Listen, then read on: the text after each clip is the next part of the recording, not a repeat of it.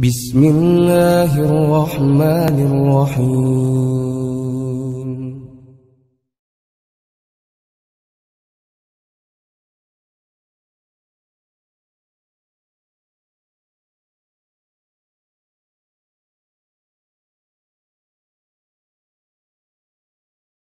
Alhamdulillah nahmaduhu wa nasta'inuhu wa nastaghfiruh wa na'udzu billahi min shururi anfusina wa sayyiati a'malina may yahdihillahu fala mudilla lahu wa man yudlil fala hadiya lahu asyhadu an la ilaha illallah wahdahu la syarika lah wa asyhadu anna muhammadan abduhu wa rasuluh amma ba'd. Ikhwati iman yang sama-sama mengharap ridha Allah Subhanahu wa taala. Bahasan tafsir ringkas kita masuki pada ayat ke-41 dari surat Al-Baqarah, yang mana surat Al-Baqarah ini merupakan kelanjutan atau ayat 41 ini yang masih berbicara tentang Bani Israel dan juga berbicara tentang orang-orang ahli kitab, yaitu Yahudi dan Nasrani. Pada ayat yang ke-41 ini Allah Subhanahu wa taala mengingatkan kepada ahli kitab Yahudi dan Nasrani, yaitu dengan seruan A'udzu billahi minasyaitonir rajim wa aminu bima anzaltu musaddiqan lima ma'akum wa la takunu awwala kafirin bi wa la tashtaru bi ayati samanan qalila wa iyaya fattaqun, yang artinya, dan berimanlah kamu kepada apa yang aku turunkan, maksudnya Al-Quran, yang membenarkan apa yang ada padamu, yaitu Taurat, Injil, dan jangan kamu menjadi orang yang pertama kufur kepadanya, dan janganlah kamu menukarkan ayat-ayat kami dengan harga yang rendah, dan hanya kepada akulah kamu harus bertakwa. Ayat ini menggambarkan tentang orang-orang Yahudi, orang-orang Nasrani, yang justru ternyata mereka adalah orang-orang yang pada awalnya, ketika sebelum Rasulullah Muhammad sallallahu alaihi wasallam diutus dan sebelum Al-Quran diturunkan, mereka adalah orang-orang yang begitu semangat menggembar-gemborkan, memprovokasi kalau istilahnya, atau mengkampanyekan bahwa akan datang Nabi yang terakhir, Rasul utusan Allah, seperti halnya Rasul-Rasul sebelumnya, yang mana Rasul ini nanti akan menyempurnakan ajaran Tauhid. Rasul ini akan membawa ajaran yang menyempurnakan ajaran-ajaran Tauhid yang sudah ada sebelumnya. Makanya kenapa kalau kita kembali ke ayat yang lalu, terlebih dahulu Allah Subhanahu wa taala mengingatkan dengan firman-Nya, yaitu dengan ungkapan ya Bani Israil dzkuru nikmati allati an'amtu 'alaikum. Artinya Allah mengingatkan, menegaskan tentang berbagai nikmat yang telah Allah berikan pada mereka. Dilindungi dari orang-orang Fir'aun, diselamatkan dari kejaran tentara Fir'aun, bisa menyeberangi lautan yang secara akal mustahil terjadi. Yang semua itu adalah merupakan kenikmatan yang tidak terhingga. Yang tadinya mereka berputus asa, ternyata Allah menolongnya. yang ternyata mereka kekurangan makanan, minuman diberikan oleh Allah untuk mereka. Namun ternyata sikap mereka berbeda. Awalnya mereka mendengungkan akan ada nabi terakhir, akan ada ajaran yang menyempurnakan, yang itu semua tertuang di dalam Taurat dan Injil. Namun kemudian ketika Allah mengutus Rasulnya Muhammad sallallahu alaihi wasallam yang dibekali dengan Al-Quran sebagai penyempurna dari ajaran-ajaran tauhid sebelumnya yang terdapat dalam Injil dan Taurat, justru mereka adalah orang yang paling dahulu menolak. Makanya oleh Allah diingatkan bahwa wa aminu bima anzaltu, berimanlah kamu kepada yang aku turunkan, maksudnya Al-Quran, yang secara status seperti Taurat, secara status seperti Injil, sebagai firman Allah, pedoman yang dibawa oleh para Rasul Allah, baik Nabi Isa ataupun Nabi Musa, sama dengan apa yang dibawa oleh Nabi Muhammad. Yang membedakan antara apa yang ada dalam Al-Quran dengan Taurat dan Injil itu hanya dari beberapa hal saja, terutama dalam kaifiat peribadahan yang disempurnakan oleh Al-Quran dan dicontohkan oleh Rasulullah Muhammad sallallahu alaihi wasallam. Namun apa yang terjadi?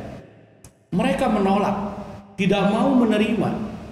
Bahkan bukan menolak atau tidak mau menerima saja, mereka pun mencoba untuk menghalangi, mengganggu, bahkan menghilangkan ajaran-ajaran yang dibawa oleh Rasulullah yang tercantum di dalam Al-Quran.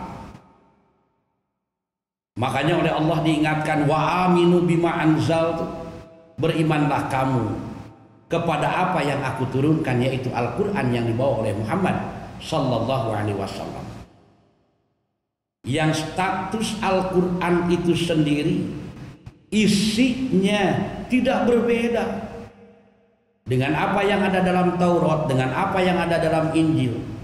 Kenapa? Karena musaddiqan lima ma'akum, membenarkan apa yang ada pada kamu, khususnya orang Yahudi, apa? Yaitu Taurat. Yang ada dalam Taurat ada dalam Al-Quran, yang ada dalam Injil juga ada dalam Al-Quran. Artinya kenapa masih menggunakan Taurat? Kenapa masih menggunakan Injil? Padahal Al-Quran sudah sempurna meliputi semuanya. Al-Quran tidak berdiri sendiri, tapi Al-Quran musaddiqan lima ma'akum. Makanya kenapa bagi orang yang mukmin, orang-orang muslim, di awal ayat surat Al-Baqarah telah dijelaskan terlebih dahulu bahwa ciri di antara orang-orang yang mukmin hakiki itu adalah membenarkan apa? Bima unzila ilaika wa ma unzila min qablik. Membenarkan dengan apa yang didatangkan, yang diturunkan kepadamu Muhammad, dan juga yang didatangkan atau diturunkan sebelum kamu, apa? Taurat dan Injil. Kita tidak mengingkari kenabian Isa alaihi salam, tidak mengingkari kenabian Musa alaihi salam, demikian pula para nabi yang lainnya hingga Nabi Adam alaihi salam. Kenapa? Karena itu diperintahkan dalam Al-Quran. Kalau kita membenarkan Nabi Muhammad tapi mendustakan Nabi Isa, rusak akidahnya. Membenarkan Nabi Muhammad tapi menolak bahkan mendustakan yang berkaitan dengan Nabi Musa, itu pun orang yang mukmin yang batal keimanan. Kenapa? Karena ini kesatuan. Ajaran Islam itu meliputi seluruh ajaran tauhid sebelumnya. Makanya Al-Quran ini sebagai penyempurna, Al-Quran dan Rasulnya adalah sebagai penutup dari ajaran-ajaran tauhid sebelumnya. Inti yang dibawa oleh Rasulullah sama, tidak berbeda, hanya beda kalimat saja. Dan itu nanti akan kita temukan ketika membahas surat Al-A'raf. pada ayat ke-65, pada ayat yang ke-73, ayat yang ke-85 itu nanti dijelaskan di sana 3 orang nabi yang berbeda di waktu yang berbeda, umat objek dakwahnya berbeda, tapi seruan mereka sama. Apa? Ya qaumi i'budullah, wahai kaumku, beribadahlah kalian kepada Allah yang tidak ada Tuhan kecuali Dia, artinya Allah. Sama dengan apa yang dibawa oleh Rasulullah, dengan apa yang dibawa oleh Muhammad sallallahu alaihi wasallam, tidak berbeda. Hanya kalimatnya saja apa yang dibawa oleh Rasulullah, kalimatnya la ilaha illallah. Tiada Tuhan selain Allah, yang senada dengan ungkapan malakum. Tidak ada bagi kalian ilah, Tuhan.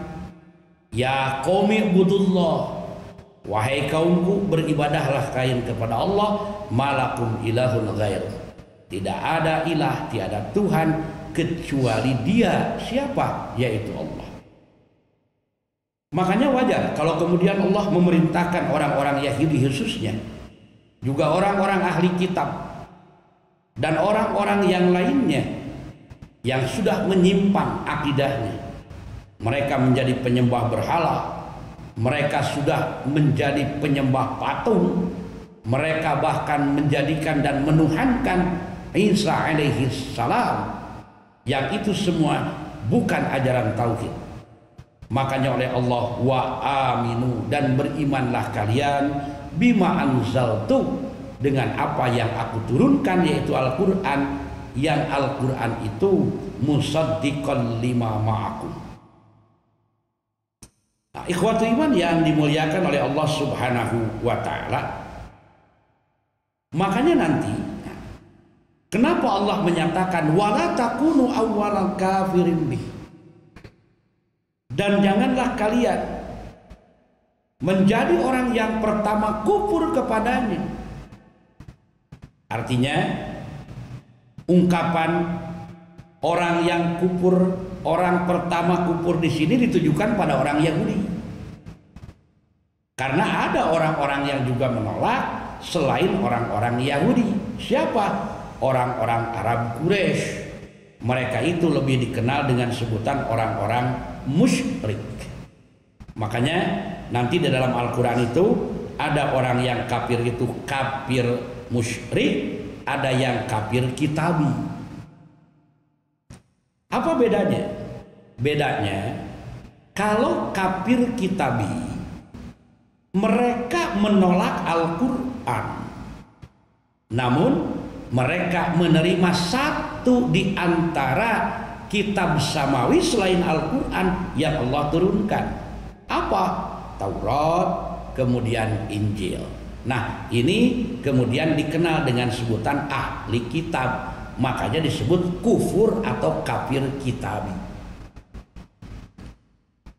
Yang kedua adalah kufur musyrik. Kenapa disebut kufur musyrik? Sebab mereka selain menolak Al-Quran, mereka juga tidak menerima kitab samawi yang lainnya. Tidak menerima Injil, mereka tidak mau menerima Taurat, Al-Quran sudah jelas mereka tolak. Nah, inilah yang seringkali disebutkan dengan ungkapan orang-orang musyrik ketika menyebutkan kekafiran mereka. Yang dimaksud adalah orang yang kufur syirki. Siapa? Selain Yahudi, selain Nasrani. Kenapa dibedakan? Sebab nanti akan ada perbedaan perlakuan kepada orang kafir musyrik dan orang kafir kitabi, terutama yang terkait dengan makanan yang disembelih dan hal yang berkaitan dengan pernikahan. Insya Allah nanti kita akan bahas pada waktunya. Ikhwati iman yang dimuliakan Allah subhanahu wa ta'ala, makanya kenapa dianggap sama Al-Quran itu? Dalam arti setara dengan Taurat, setara dengan Injil. Sebab isinya sama. Makanya kalau dalam ayat ini diungkapkan bahwa musaddiqal lima ma'akum, yang dimaksud adalah bahwa isi dari perintah yang ada dalam Al-Quran tidak berbeda. Makanya Imam Al-Maraghi dalam tafsirnya menyatakan fal awamirul lati ja'a biha minad da'wati ila tauhid wa tarkil fawahish. Perintah-perintah yang dibawa oleh Muhammad yang ada di dalam Al-Quran itu adalah berupa seruan pada tauhid, mengesahkan Allah. Isinya sama, berbeda kaifiatnya. Kemudian juga perintah yang berisikan tentang tarkil fawahisya, untuk meninggalkan perbuatan fahsya dan perbuatan munkar, baik yang ma dhahara minha wa ma batana, yang nampak atau yang jelas apanya, nampak fahsyanya, nampak kemunkarannya, wa ma batana, ataupun yang tersembunyi atau yang tidak jelas, artinya masih sama. Kemudian juga berisi wal amri bil ma'ruf wan nahyi 'anil munkar, berisi tentang amar ma'ruf dan nahi munkar. Ikhwatul iman yang berbahagia, makanya ungkapan yang dinyatakan di dalam ayat yang tadi wala takunu awwalan kafirin bih. Nah, ada penjelasan dari Imam Al-Maraghi. Beliau menyatakan wa qad jaa fi kutubis sirati anna Nabi sallallahu alaihi wasallam qadimal Madinata. Ungkapan wala takunu awwala kafirin bi itu bermakna sungguh dalam kitab tarikh telah diterangkan bahwa Nabi sallallahu alaihi wasallam ketika tiba di Madinah, orang-orang Yahudi yang mereka itu pakazzabahu yahuduha, mereka mendustakan beliau. Summa Banu Quraidah wa Banu Nadir, summa Khaybar, summa tataba'at ala zalika sairul Yahudi. Setelah itu Banu Quraidah, kemudian Banu Nadir, yang selanjutnya diikuti oleh semua orang Yahudi. Mereka mendustakan apa yang dibawa oleh Rasulullah. Makanya oleh Allah ditegur wa amin bima anzaltu, beriman kalian. Ingat nikmat kalian sudah dapatkan, banyak yang aku berikan, maka tuntutan dariku satu, bukan membalas dengan hal sama, tapi cukup dengan mengimani apa yang dibawa oleh Muhammad.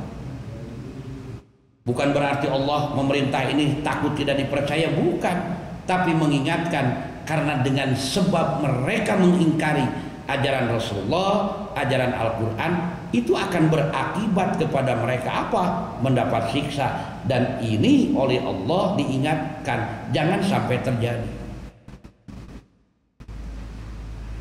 Nah, maka dari itu, ikhwati iman yang dimuliakan Allah Subhanahu wa Ta'ala, justru sebaliknya di sini. Kalau orang mengatakan perintah aminu bima anzaltu, berimanlah kalian dengan apa yang telah aku berikan, aku turunkan, itu justru bukan untuk orang lain, bukan untuk kepentingan Allah, tapi untuk kepentingan dia sebagai hamba Allah yang punya tugas mentaati ketentuan Allah.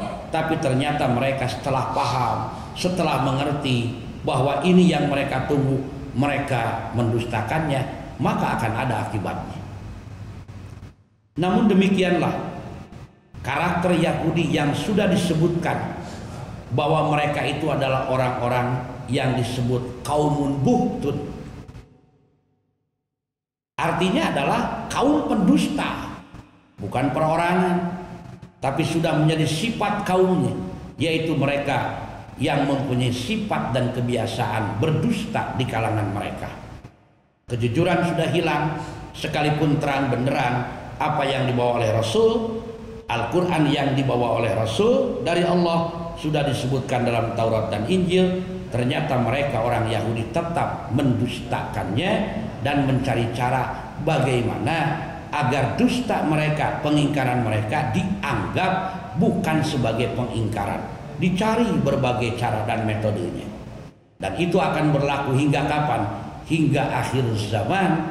Yahudi dan Nasrani tetap begitu. Namun Allah tetap mengingatkan, memberikan peluang, wa aminu, ayo beriman kalian dengan apa yang telah aku turunkan, yang mana kalian mengerti dan paham tentang urusan tersebut.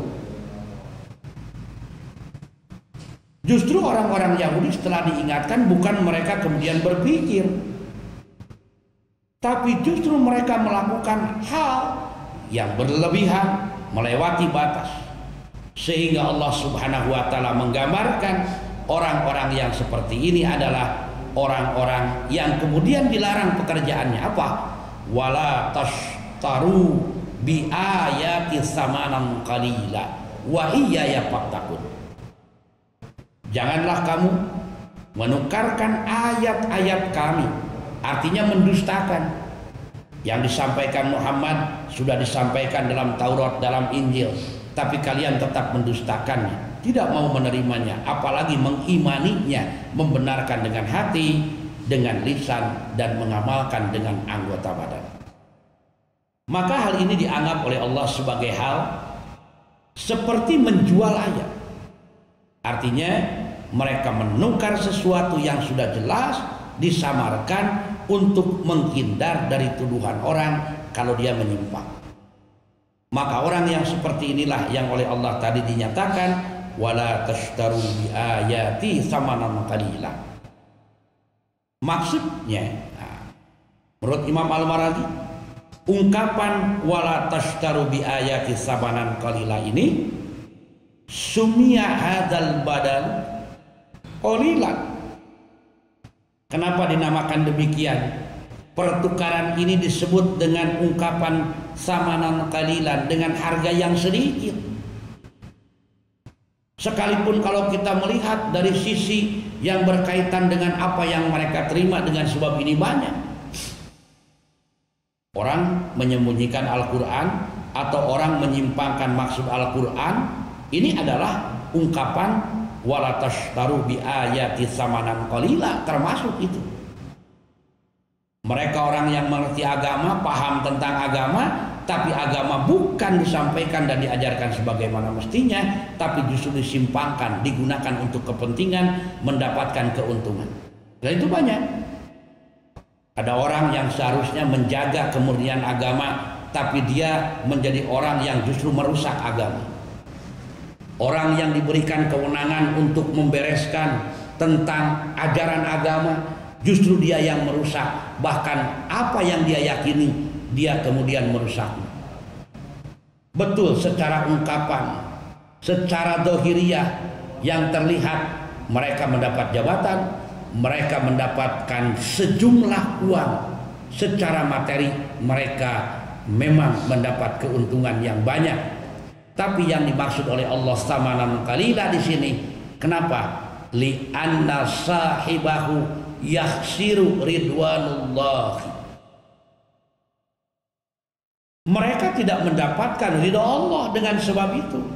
Uangnya banyak, jabatannya tinggi, tapi tidak barokah. Bukan ketenangan yang didapatkan, bukan ketentraman, justru kegelisahan.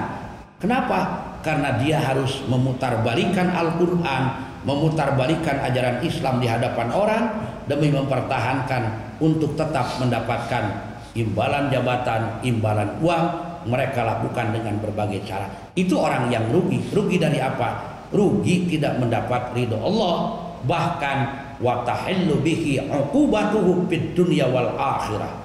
Kata Allah, dan mereka mendapatkan siksa baik di dunia maupun di akhirat. Di akhirat sudah jelas, di dunia pun dia tidak mendapatkan ketentraman. Kenapa? Karena takut terbongkar kebohongannya, mendustakan ayat-ayat Al-Quran dengan menjelaskan dan menyampaikan tidak sebagaimana mestinya.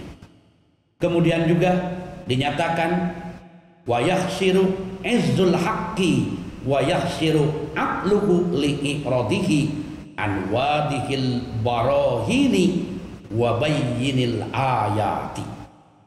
Mereka pun merugi dari kemuliaan hak dan akal karena berpaling dari kejelasan, petunjuk dan penjelasan ayat-ayat Al-Quran. Ini yang dimaksud dengan rugi. Kenapa? Rugi tidak mendapat barokah dari Allah Subhanahu wa Ta'ala, padahal dia mengerti, dia paham. Harusnya orang yang paling dahulu, justru dia yang paling dahulu mendustakan, bukan membenarkan dan menetapkan serta menggunakan Al-Quran sebagai pedoman kehidupan. Maka terkait dengan hal ini, hadis riwayat Abu Daud yang bersumber dari sahabat Abu Hurairah radhiyallahu anhu, Rasulullah sallallahu alaihi wasallam pernah bersabda, "Man ta'allama ilman mimma yubtagha bihi wajhullahi la yata'allamuhu illa liyusiba bihi aradan minad dunya lam yaru raihatal jannati yaumal qiyamah." Barang siapa yang mempelajari suatu ilmu yang seharusnya diniatkan untuk memperoleh ridha Allah, lalu ia mempelajarinya hanya untuk memperoleh sejumlah harta duniawi saja, niscaya ia tidak dapat mencium bau surga kelak di hari kiamat. Jangankan masuk surga, mencium baunya saja tidak akan pernah teralami. Oleh karenanya, tentu saja sekalipun ayat ini diungkapkan untuk orang-orang Yahudi dan Nasrani khususnya, tapi kita pun terkena dengan peringatan ayat ini. Mungkin saja masih banyak ayat-ayat Al-Quran yang belum kita benarkan, kita yakini dengan cara mewujudkan dalam bentuk amal perbuatan. Maka kalau demikian adanya, kita pun terkena dengan seruan Allah, wa aminu bima anzaltu musaddiqan lima ma'akum wala takunu awwala kafirin bih, dan wala tashtaru bi ayati samanan qalila wa iyaya fattaqun, dan hanya kepada akulah, kata Allah, kamu harus bertakwa. Semoga yang disampaikan ini bermanfaat dan menjadi peringatan bagi kita semuanya. Aqulu qauli hada wa astaghfirullah li wa lakum. Assalamualaikum warahmatullahi wabarakatuh.